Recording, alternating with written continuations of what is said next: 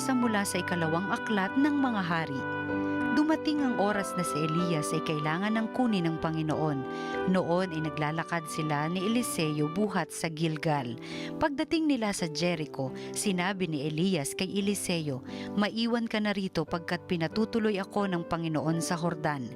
Ngunit sinabi niya, "Naririnig ako ng Panginoon, hanggang buhay ka, hindi ako hihiwalay sa iyo." At nagpatuloy sila sa paglakad. Sinundan sila ng pangkat ng mga propeta at pinanood sa di kalayuan nang sila'y tumigil sa tabi ng ilog Hordan. Hinubad ni Elias ang kanyang balabal at inihampas sa tubig. Nahawi ang tubig at sila'y tumawid. Pagkatawid nila, sinabi ni Elias, "Sabihin mo sa akin kung ano ang ibig mong gawin ko para sa iyo bago ako kunin." Sumagot si Eliseo, "Ipinakikiusap kong ipamana ninyo sa akin ang dalawang bahagi ng inyong kapangyarihan." Sinabi ni Elias, "Mabigat ang hinihingi mo. Gayunman, pag nakita mo akong kinuha, mangyayari ang kahilingan mo. Kapag hindi, hindi mo makakamit ang hinihingi mo." Patuloy silang nag-uusap habang naglalakad. Walang ano-ano'y pumagitna sa kanila ang isang karwaheng apoy na hila ng mga kabayong apoy. Nagkahiwalay sila at si Elias ay iniakyat sa langit sa pamamagitan ng ipo-ipo. Ito'y kitang-kita ni Eliseo, kaya't napasigaw siya, Ama ko, lakas at pag-asa ng Israel." At nawala sa paningin niya si Elias. Sa tindi ng kalungkutan, pinunit ni Eliseo ang kanyang damit mula sa itaas hanggang sa laylayan. Dinampot niya ang nalaglag na balabal ni Elias at nagbalik sa gilid ng ilog Hordan. Hinawakan niya sa isang dulo ang balabal at inihampas sa tubig sabay sabi, "Nasaan ang Panginoon, ang Diyos ni Elias?" Nahawi ang tubig at siya'y tumawid. Ang salita ng Diyos.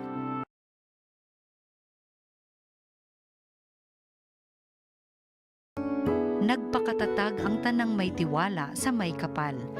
Poon, ang pagpapala mo yung ilaan sa mga anak mong may takot na taglay, kagilagilalas malasi ninuman, ang pagkalinga mo sa mga hinirang na nangagtiwala sa iyong pagmamahal. Nagpakatatag ang tanang may tiwala sa may kapal. Iyong kinalinga at iningatan mo laban sa adhika ng masamang tao, sinala sa ligtas sa dakong kublihan upang di hamakin ng mga kaaway. Nagpakatatag ang tanang may tiwala sa may kapal. Mahalin ang poon ng mga hinirang ng lahat ng tapat na mga nilalang.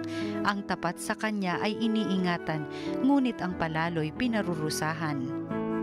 Nagpakatatag ang tanang may tiwala sa may kapal. Ang mabuting balita ng Panginoon ayon kay San Mateo. Noong panahong iyon, sinabi ni Jesus sa kanya ng mga alagad, "Pag-ingatan ninyo na huwag maging pakitang tao lamang ang paggawa ninyo ng mabuti. Kapag ganyan ang ginawa ninyo, wala kayong matatamong gantimpala buhat sa inyong amang nasa langit.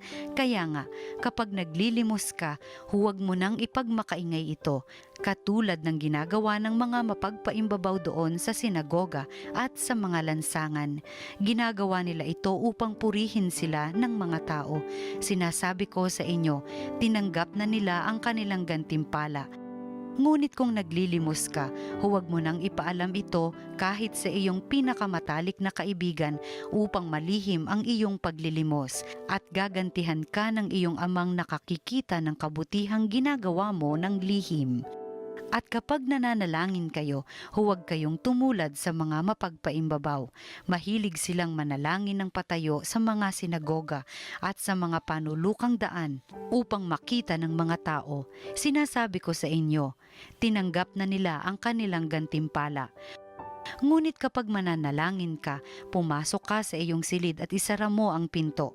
Saka ka manalangin sa iyong amang hindi mo nakikita at gagantihan ka ng iyong amang nakakikita ng kabutihang ginagawa mo ng lihim. Kapag nag-aayuno kayo, huwag kayong magmukhang malungkot tulad ng mga mapagpaimbabaw. Hindi sila nag-aayos upang malaman ng mga tao na sila'y nag-aayuno. Sinasabi ko sa inyo, tinanggap na nila ang kanilang gantimpala. Kapag ikaw ay nag-aayuno, mag-ayos ka ng buhok at maghilamos upang huwag mapansin ng mga tao na nag-aayuno ka. Ang iyong amang hindi mo nakikita ang siya lamang nakaalam nito. Siya na nakakakita ng kabutihang ginagawa mo ng lihim ang gaganti sa iyo. Ang mabuting balita ng Panginoon. Pinupuri ka namin, Panginoong Hesukristo. Magandang araw po sa inyo mga kapatid, higit po lalo sa inyong mga sumusubaybay dito po sa Salita ng Diyos, Salita ng Buhay sa TV Maria. Mga kapatid, alam nyo po, paminsan, nagigilty po ako. Tanong nyo po ako kung bakit. Kasi po, pinaghahandaan ko po ang mga homilies ko. Katulad po nito, tinatype ko, nagre-research ako, pinagdadasalan ko po. Dahil syempre, hangarin ko, maintindihan po nating maigi ang salita ng Diyos, mas manamnam natin kung ano yung message ni Jesus. Inaaral ko talaga para mas mapalapit tayo sa pamamagitan ng kanyang mabuting salita. So, mukhang marangal yung aking paggawa ng homily, no? Mukhang sabihin na natin, wow, napakamahal ni Father yung kanyang pagpapare. Pinaghahandaan niya yung homily. Pero minsan, napapansin ko po sarili ko, ano ginagawa ko. Pagkatapos ng misa ko, halimbawa sa parokya po namin, punta agad ako ng kwarto, kuhanin ko yung cellphone ko, check ko kaagad kung ilan na yung nag-like, nag-heart, nag-comment, at nanood sa homily ko. Anong gusto kong sabihin? Akala ko nung una, talagang gusto kong ituro ang salita ng Diyos sa mga tao. Yung pala, meron akong natatagong motibo na kaya ko pala siguro ginagandahan, kaya ko pala hinuhusayan dahil gusto ko ang palakpak ng mga tao. Gusto ko na ang kanilang like, gusto ko ang kanilang heart, gusto ko ang kanilang pag-follow, pag-subscribe. Bakit ko po ito kinikwento sa inyo mga kapatid? Sinabihan po tayo kasi ni Jesus sa ebanghelyo natin sa araw na ito, makinig pong maigi. Pag-ingatan ninyo na huwag maging pakitang tao lamang ang paggawa ninyo ng mabuti. Uulitin ko po, wina-warningan tayo ni Jesus. Pag-ingatan ninyo na huwag maging pakitang tao lamang ang paggawa ninyo ng mabuti. Umaasa po si Jesus na pag may ginawa tayong kabutihan sa ating kapwa, sana ginawa natin ito dahil gusto talaga natin gumawa ng mabuti at wala nang iba pang dahilan. Nagiging pakitang tao po kasi tayo pag gumagawa tayo ng isang mabuting bagay at maraming nakadikit na mga iba pang motibo. Ganon ang pagiging pakitang tao. May ginawang isang bagay na kagila-gilalas, isang bagay na talagang kapuri-puri, pero nagiging pakitang tao pag ginawa ito, maraming nakadikit, maraming nakapaloob na pang-personal na motibo. Halimbawa na lang po, meron tayong ibang mga kapamilya, meron tayong ibang mga kaibigan, magugulat kayo isang araw, ba? Biglang naging malambing, naging malumanay, naging mabait, naging palangiti. Akala natin nagbago na, no? Akala natin transformed person. Yung pala, bakit siya nagbagong buhay? Bakit naging malambing? Uutang lang pala.